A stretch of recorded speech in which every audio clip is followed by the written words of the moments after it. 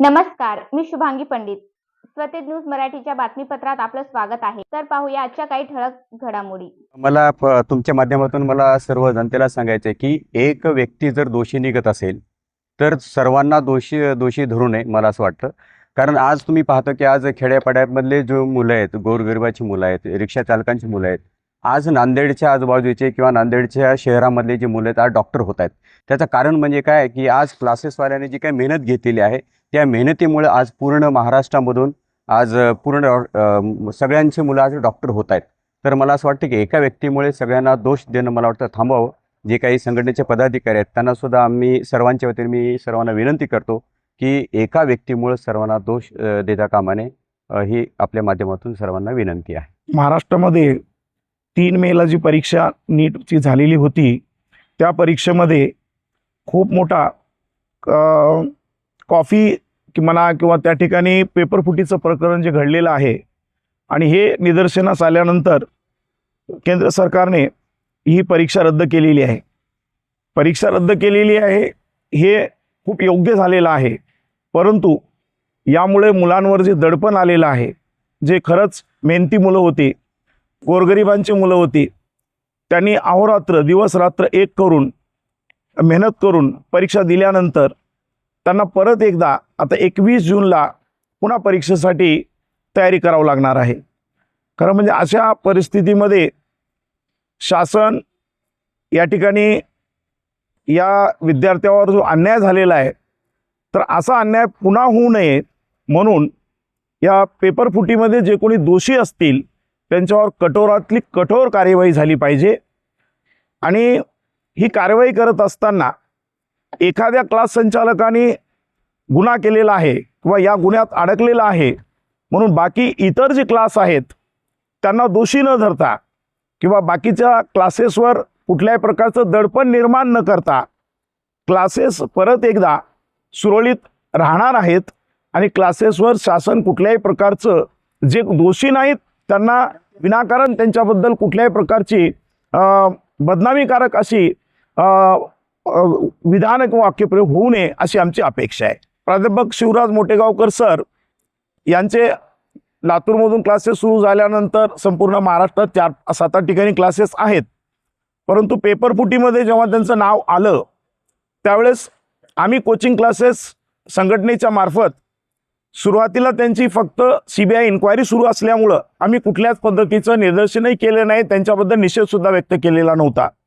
परंतु जेव्हा CBIने त्यांना दोषी ठरवलं आणि त्यांना जेव्हा अटक केली त्यावेळेस आम्ही सर्वप्रथम महाराष्ट्र PTA तर्फे त्यांचा तीव्र शब्दात निषेध व्यक्त केलेला आहे. आणि अशा प्रकारचे अजून कोणी कोचिंग क्लासेस संचालक जर आढळून आलेले असतील तर निश्चितपणे त्यांचाही आम्ही या ठिकाणी तीव्र निषेध करतो आणि या अशा दोषींवरती कठोर कार्यवाही व्हावी हीच आमची PTA तर्फे मागणी आहे. आणि अशाच संबंधितीचं निवेदन आम्ही आज जिल्हाधिकारी साहेबांना नांदेड येथे दिलेले आहोत. नाही, ज्यांनी गुन्हा केला ना त्यांना कठोरात कठोर शिक्षा झालीच पाहिजे. आणि शासनाने जे पटकन निर्णय घेऊन नीटची रिनीट केलं ह्याच्याविषयी मला असं वाटते की त्यांचा धन्यवादच मानायला पाहिजे. कारण कसं आहे की अनेक लेकरांचं नुकसान झालं असतं. 101% जर ही कहाणी 24 सारखे जर झाले असते तर खूप जणांना परेशानी झाली असते. त्यामुळं शासनाने केलेला निर्णय अतिशय चांगला आहे. पण शासन आता जे कठोर भूमिका घेतं त्याच्यावरती कठोरात कठोर कारवाई झाली पाहिजे. मोटेगावकर सरच म्हणून नाही, ह्यांची जी टीम आहे, ह्यांचं जे जाळं आहे, हे जाळं अशा पद्धतीने हाणलं पाहिजे की भविष्यामध्ये अशा टाईपच्या ना नीटच म्हणून एक ऑल स्पर्धा परीक्षेमध्ये ही एक दहशत निर्माण झाली पाहिजे. कोणी कुठला पेपर फोडणे किंवा कुठल्या अशा कर्मामध्ये जाणे या गोष्टीपासून माणसाला भीती आली पाहिजे. म्हणून या ठिकाणी जितकी कठोर कारवाई करता येईल तेवढी केली पाहिजे आणि पब्लिकमध्ये त्यांना पनिशमेंट व्हावं या टाईपची माझी इच्छा आहे. आणि दुसरं सर्वात महत्त्वाचं आहे की तुमच्या मीडियाला एवढं रिक्वेस्ट आहे, एखाद्याने काय केलं, गुन्हा केलं तर त्याला पनिशमेंट द्यायलाच पाहिजे.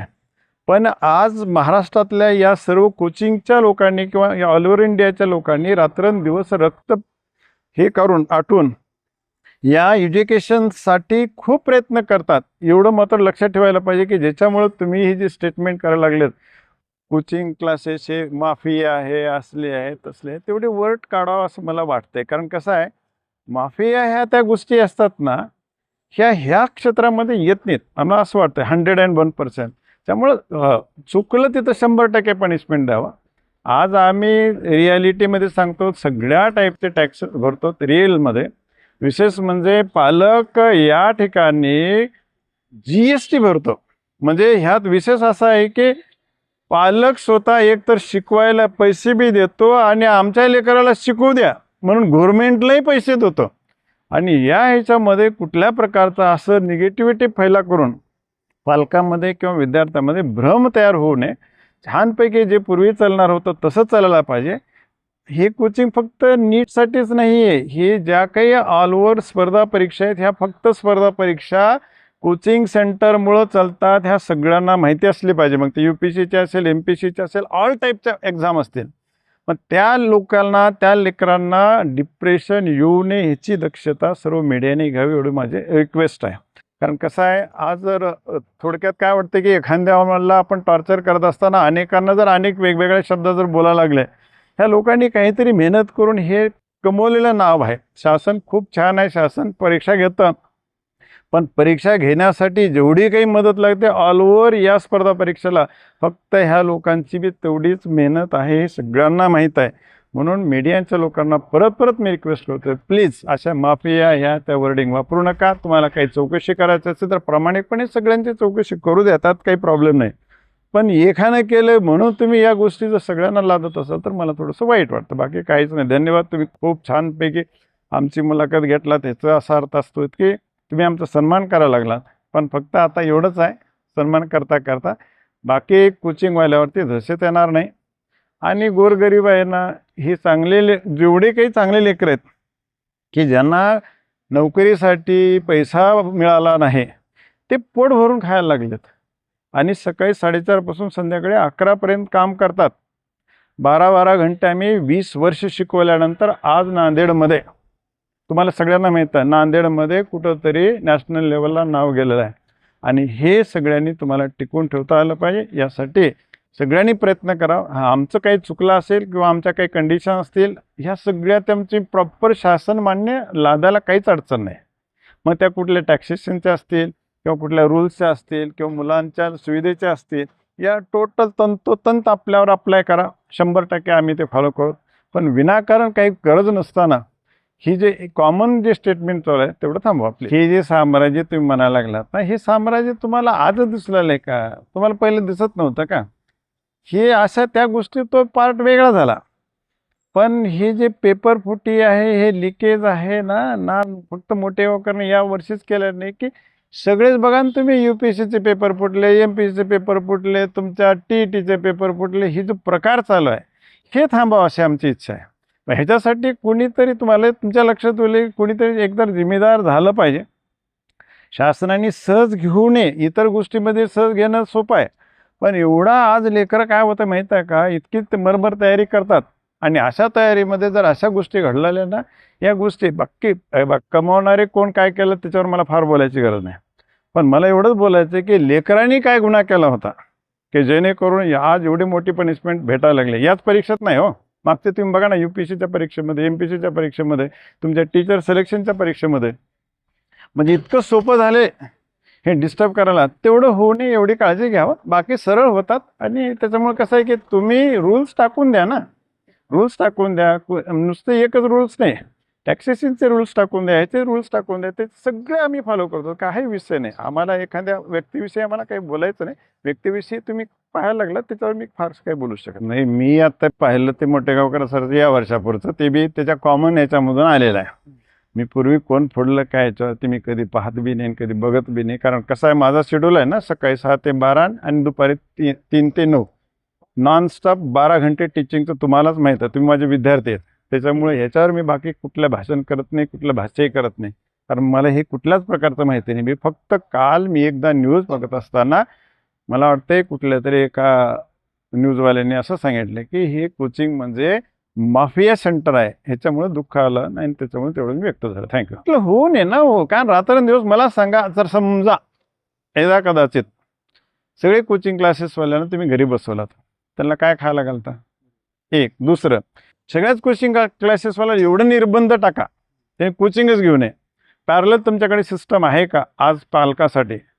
पॅरलल सिस्टम असेल तर 100% उद्याच लॉक करून टाका, आम्ही कुठेतरी मजुरी करून खाऊ.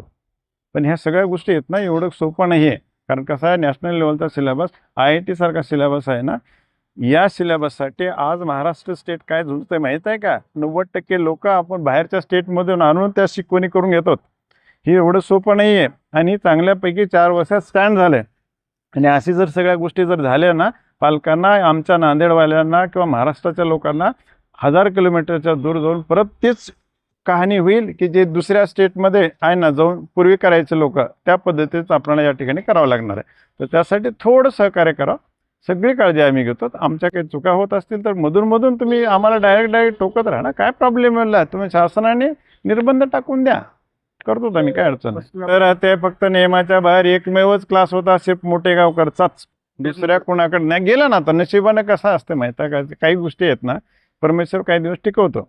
पण आज कुणाकडेच 100-125च्या पुढे स्ट्रेंथ नाही, 50 आणि 60 वरच आहेत मॅक्झिमम बॅच असतात. आणि बाकी एखादी 2 असतील तर 100-150 त्या लेवलच्या मुलांचे असतात. बसायला बैठक व्यवस्था आहे. आणि तुम्ही आमच्या सगळ्या सेंटरला जर पाहिलं ना, सगळ्या सेंटरला सेंट्रल AC चालते. इतकं सुपर आहे की त्या लेकरांना एवढं लाही वाटतं. त्याच्यामुळं बाकी सुविधा कुठं कमी करत नाहीत असं आहे. आणि सुविधा कमी केला ते येणारच नाहीत लेकरांना. तुमच्या घरी जाऊन बोलावण्याला थोडंच कुणी येणार आहे. त्यांना बेस्ट वाटलेले म्हणून ते पालक पैसे द्यायला लागले असं आहे. त्याच्यामुळे तो पार्टच आपला नाही आहे.